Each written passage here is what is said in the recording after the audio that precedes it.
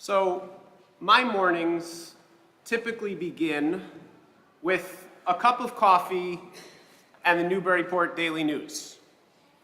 The flavor and flair of local small-time journalism is something that I just can't find in the New York Times or the Boston Globe. And if you read the paper religiously, pun intended, as I do, you know that when someone in the community turns 100 years old, it's a very big deal. It's usually front page news, and they usually get a nice big photo spread. In the times of our ancestors, however, aging was held in a much different context. In the 5th verse of this morning's Torah reading, we are told that Abraham is 100 years old when Isaac is born, and his wife Sarah is 90. That feels like a piece of news that would make the front page in every paper in the world. Now, I'm aware that this may require a little bit of suspension of disbelief. Whether we consider this a miracle, or whether we choose to believe that they calculated years differently in the times of the Torah, or maybe even that the lives of the patriarchs and matriarchs were simply parables, the relevant context here is that they were no spring chickens. In fact, according to Genesis chapter 12, Abraham was 75 years old when he received God's call. He had already lived a full lifetime by the time God reaches out to him and seals the covenant with him, Sarah, and their offspring. Abraham is not the only famous biblical character to have a spiritual awakening in his later years. Moses, too, establishes his relationship with God relatively late in life. By most rabbinic accounts, Moses' 120-year life is split into nice even thirds. He lived 40 years as a prince in Pharaoh's palace, 40 years in the Midianite wilderness, and finally 40 years leading the Israelites out of Egypt and through the wilderness. When he encountered the burning bush, he did so as a mature shepherd of 80. Both of these accounts are stunning for the personal transformations that they represent. Abraham's father, Terach, was said to have been an idol maker. Moses grew up as an adopted member of Pharaoh's household and then spent his adult years living in the house of a Midianite high priest. We would think that those formative experiences, their lifetimes spent in other religions, around other gods, and the legacies inherited from their families would have turned these men away from the call of serving only Adonai. Instead, somehow, it primed them to be God's messengers and most dedicated followers. I find these stories to be inspiring because they remind us that it's never too late to transform ourselves.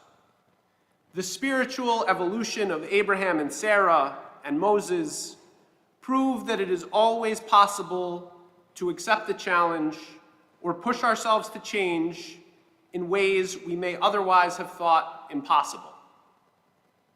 Now, I may not be able to see it from up here, but I imagine that some of the more skeptical folks in the room might be rolling their eyes just a little bit. Sure, Alex, if God spoke to me out of the burning bush, I'd drop everything and change my life too. Short of that, well, the leopard does not change its spots. I hear you, and in response, I want to talk about one more famous Jewish personality, Rabbi Akiva. Rabbi Akiva ben Yosef lived in ancient Israel during the first 2 centuries of the current era.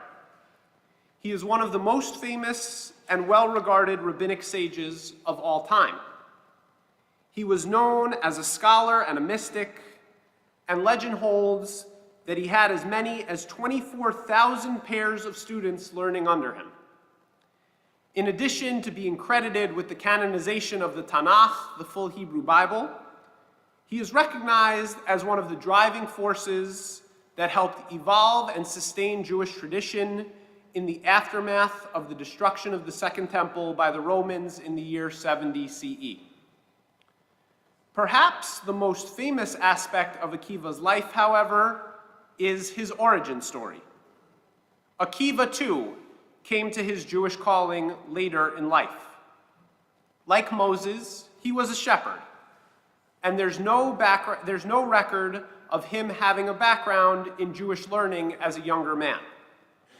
An ancient midrash, however, relates a revelatory experience that happened to Akiva at the age of 40. What were Akiva's beginnings, the midrash tells us? It is said, up to the age of 40, he had not yet studied a thing. One time, while standing by the mouth of a well in Lydda and reflecting on a deep depression he had found on a rock in front of him, he inquired, "Who hollowed out this stone?" And was told it was water falling upon it constantly, day after day. At that, Rabbi Akiva said to himself, "Surely, if this soft water can carve out this hard stone, then the words of Torah, which are hard like iron, can penetrate my heart, which is but flesh and blood. I will go and study at least one section of Torah." He went directly to a schoolhouse, and he and his son began reading from a child's tablet.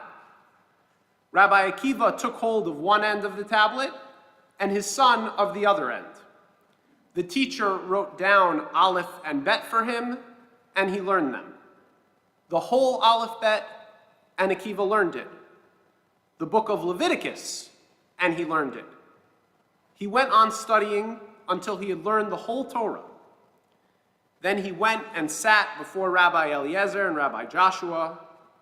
He kept coming back, kept inquiring of Rabbi Eliezer and Rabbi Joshua until he reduced his teachers to silence. The rest, as they say, is history. Akiva, despite starting from scratch and not even knowing the Aleph Bet, becomes a legend of the Jewish people. Of course, we shouldn't assume that this was an easy process. The Talmud relays many stories of Akiva's life, including his family's crippling poverty.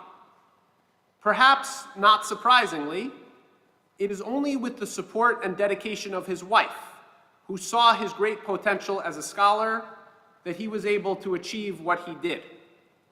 Not only did she offer him moral support and encouragement, she is said to have sold her hair in order to support their family financially through his studies. The reason Akiva's Epiphany stands out is because it was distinctly not a call from on high directly from God. Instead, we see a man taking advantage of a quiet moment of introspection. He looks at the world around him, and his eyes are opened to the divinity in the world and the inspiration that he can draw from Torah and Judaism to shape who he is for the better. He knows his own heart, he knows who he is, and he realizes how he wants to improve himself. Yet that amazing act of self-discovery isn't the most striking thing about Rabbi Akiva's origin story. What blows me away, what should blow all of us away, is his next move. He goes to learn hand in hand with his young child, who I imagine to be a first grader just learning to read and write. He sets aside his pride and humbly holds the chalkboard opposite his son so that they can learn the basics together. Trying new things, acquiring new knowledge can be absolutely terrifying. It is so much easier to convince ourselves not to pursue what we want. Whether it's a desire to learn an instrument we've wanted to play for a long time, or learn to speak a foreign language, the risk of failure or embarrassment when we're starting from scratch can feel just too great to overcome. For so many of us, this is true in our Jewish lives as well. We're searching for more engagement. We know that Jewish practice can bring meaning, yet we offer so many seemingly good reasons to stay away. The Hebrew is difficult. You might think you don't know enough of the basic tenets of Torah to even get started.